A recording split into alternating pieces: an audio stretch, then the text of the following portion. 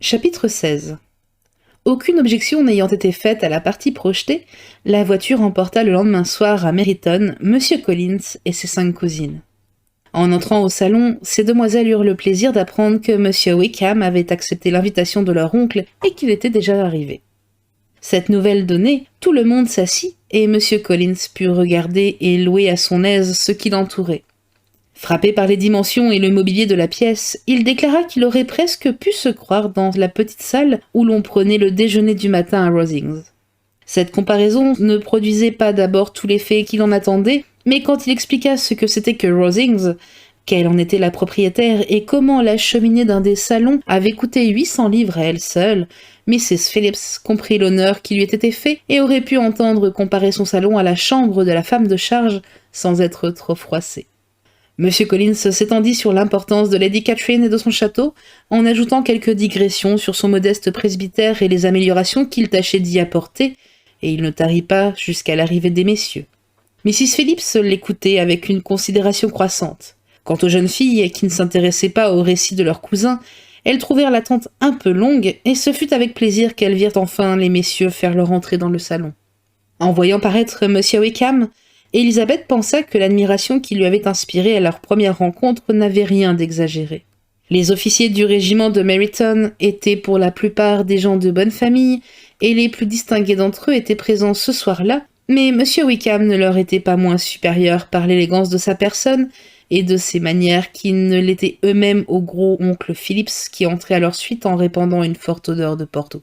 Vers M. Wickham, heureux mortel, convergeaient presque tous les regards féminins. Elisabeth fut l'heureuse élue auprès de laquelle il vint s'asseoir, et la manière aisée avec laquelle il entama la conversation, bien qu'il ne fût question que de l'humidité de la soirée et de la prévision d'une saison pluvieuse, lui fit sentir aussitôt que le sujet le plus banal et le plus dénoué d'intérêt peut être rendu attrayant par la finesse et le charme de l'interlocuteur. Avec des concurrents aussi sérieux que M. Wickham et les officiers, M. Collins parut sombrer dans l'insignifiance. Aux yeux des jeunes filles, il ne comptait certainement plus. Mais par intervalles, il trouvait encore un auditeur bénévole dans la personne de Mrs. Phillips, et grâce à ses bons soins, fut abondamment pourvu de café et de muffins. Il put à son tour faire plaisir à son hôtesse en prenant place à la table de whist. « Je suis encore un joueur médiocre, dit-il, mais je serais heureux de me perfectionner. Un homme dans ma situation... » Mais Mrs. Phillips, tout en lui sachant gré de sa complaisance, ne prit pas le temps d'écouter ses raisons. Monsieur Wickham, qui ne jouait point au whist, fut accueilli avec joie à l'autre table où il prit place entre Elisabeth et Lydia. Tout d'abord, on put craindre que Lydia ne l'accaparât par son bavardage, mais elle aimait beaucoup les cartes, et son attention fut bientôt absorbée par les paris et les enjeux. Tout en suivant la partie, Monsieur Wickham eut donc tout le loisir de causer avec Elisabeth. Celle-ci était toute disposée à l'écouter, bien qu'elle ne pût espérer apprendre ce qui l'intéressait le plus, à savoir quelles étaient ses relations avec M. Darcy. Elle n'osait même pas nommer ce dernier. Sa curiosité se trouva cependant très inopinément satisfaite, car M. Wickham aborda lui-même le sujet.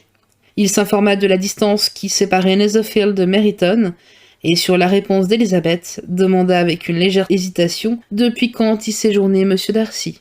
« Depuis 1 mois environ. » Et pour ne pas quitter le sujet, elle ajouta « J'ai entendu dire qu'il y avait de grandes propriétés dans le Derbyshire. » « En effet, » répondit Wickham, « son domaine est splendide et d'un rapport net de 10 000 livres. Personne ne peut vous renseigner mieux que moi sur ce chapitre, car depuis mon enfance, je connais de fort près la famille de M. Darcy. » Elisabeth ne put retenir un mouvement de surprise. « Je comprends votre étonnement, Miss Bennet. Si, comme il est probable, vous avez remarqué la froideur de notre rencontre d'hier, connaissez-vous beaucoup M. Darcy ? » « Oh, très suffisamment à mon goût, » dit Elisabeth avec vivacité. « J'ai passé 4 jours avec lui dans une maison amie, et je le trouve franchement antipathique. »« Je n'ai pas le droit de vous donner mon opinion sur ce point, » dit Wickham. « Je connais M. Darcy trop bien et depuis trop longtemps pour le juger avec impartialité. Cependant, je crois que votre sentiment serait en général accueilli avec surprise. Du reste, hors d'ici où vous êtes dans votre famille, vous ne l'exprimeriez peut-être pas aussi énergiquement. Oh, je vous assure que je ne parlerai pas autrement dans n'importe quelle maison du voisinage, sauf à Netherfield. Personne ici ne vous dira du bien de M. Darcy. Son orgueil a rebuté tout le monde. Je ne prétends pas être affligé de voir qu'il n'est pas estimé au-delà de ses mérites. dit Wickham après un court silence. Mais je crois que pareille chose ne lui arrive pas souvent. Les gens sont généralement aveuglés par sa fortune, par son rang, ou bien intimidés par la hauteur de ses manières, et le voient tel qu'il désire être vu. D'après le peu que je connais de lui, il me semble avoir assez mauvais caractère. Wickham hocha la tête sans répondre. Je me demande, reprit-il au bout d'un instant, s'il va rester encore longtemps ici. Il m'est impossible de vous renseigner là-dessus, mais il n'était pas question de son départ lorsque j'étais à Netherfield. J'espère que vos projets en faveur de votre garnison ne se trouveront pas modifiés du fait de sa présence dans la région. Oh, pour cela, non. Ce n'est point à moi de fuir devant M. Darcy. S'il ne veut pas me voir, il n'a qu'à s'en aller. Nous ne sommes pas en bons termes, c'est vrai, et chaque rencontre avec lui m'est pénible, mais je puis le dire très haut, je n'ai pas d'autre raison de l'éviter que le souvenir de mauvais procédés à mon égard, et le profond regret de voir ce qu'il est devenu. Son père, Miss Bennet, le défunt M. Darcy, était le meilleur homme de l'univers, et l'ami le plus sincère que j'ai jamais eu. Je ne puis me trouver en présence de son fils sans être ému jusqu'à l'âme par 1000 souvenirs attendrissants. M. Darcy s'est conduit envers moi d'une manière scandaleuse, cependant, je crois que je pourrais tout lui pardonner, tout, sauf peut-être d'avoir trompé les espérances et avoir manqué à la mémoire de son père. Élisabeth, de plus en plus intéressée, ne perdait pas une seule de ses paroles. Mais le sujet était trop délicat pour lui permettre de poser la moindre question. M. Wickham revint à des propos d'un intérêt plus général, Meryton, les environs, la société. De celle-ci, surtout, il paraissait enchanté et le disait dans les termes les plus galants. C'est la perspective de ce milieu agréable qui m'a poussé à choisir ce régiment. Je le connaissais déjà de réputation et mon ami Denny a achevé de me décider en me vantant les charmes de sa nouvelle garnison et des agréables relations qu'il pouvait y faire. J'avoue que la société m'est nécessaire. J'ai eu de grands chagrins, je ne puis supporter la solitude. Il me faut de l'occupation et de la compagnie. L'armée n'était pas ma vocation, les circonstances seules m'y ont poussé. Je devais entrer dans les ordres. C'est dans ce but que j'avais été élevé et je serais actuellement en possession d'une très belle cure, si tel avait été le bon plaisir de celui dont nous parlions tout à l'heure. Vraiment ? Oui. Le défunt M. Darcy m'avait désigné pour la prochaine vacance du meilleur bénéfice de son domaine. J'étais son filleul, et il me témoignait une grande affection. Jamais je ne pourrais trop louer sa bonté. Il pensait avoir, de cette façon, assuré mon avenir. Mais quand la vacance se produisit, ce fut un autre qui obtint le bénéfice. « Grand Dieu! Est-ce possible ?» s'écria Élisabeth. « Comment a-t-on pu faire aussi peu de cas de ces dernières volontés ? Pourquoi n'avez-vous pas eu recours à la justice ?» Il y avait, par malheur, dans le testament un vice de forme qui rendait stérile tout recours. Un homme loyal n'aurait jamais mis en doute l'intention du donateur. Il a plu à M. Darcy de le faire et de considérer cette recommandation comme une apostille conditionnelle, en affirmant que j'y avais perdu tout droit par mes imprudences, mes extravagances et tout ce que vous voudrez. Ce qu'il y a de certain, c'est que le bénéfice est devenu vacant il y a 2 ans exactement, lorsque j'étais en âge d'y aspirer, et qu'il a été donné à un autre. Et il n'est pas moins sûr que je n'avais rien fait pour mériter d'en être dépossédé. Je suis d'une humeur assez vive, et j'ai pu dire avec trop de liberté à M. Darcy ce que je pensais de lui. Mais la vérité, c'est que nos caractères sont radicalement opposés, et qu'il me déteste. C'est honteux! Il mériterait qu'on lui dise son fait publiquement. Cela lui arrivera sans doute un jour ou l'autre. Mais ce n'est point moi qui le ferai. Il faudrait d'abord que je puisse oublier tout ce que je dois à son père. De tels sentiments redoublèrent l'estime d'Élisabeth, et celui qui les exprimait ne lui en sembla que plus séduisant. « Mais, reprit-elle après un silence, quels motifs ont donc pu le pousser et le déterminer à si mal agir ?